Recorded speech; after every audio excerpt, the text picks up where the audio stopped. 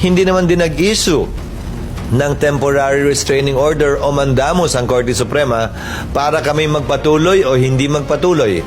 So, gagawin ng Senado yung kanyang constitutional mandate kung wala namang utos o kautusan mula sa Korte Suprema na laban dito. Tuloy ang pagsasagawa ng impeachment trial kay Vice President Sara Duterte. Ito ang kinumpirma ni Senate President Francis Escudero sa kabila ng nakabimbing petisyon ng pangalawang Pangulo sa Korte Suprema na humihiling na ipawalang bisa ang impeachment proceedings laban sa kanya.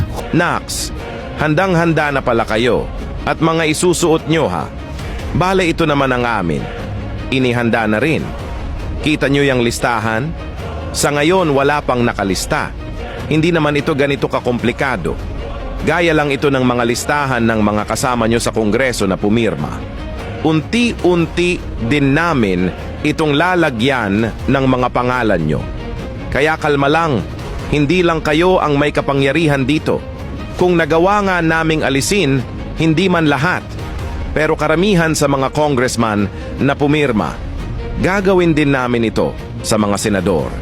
So ganun na lang. Inyo ang impeachment, sa amin naman ang 0 votes.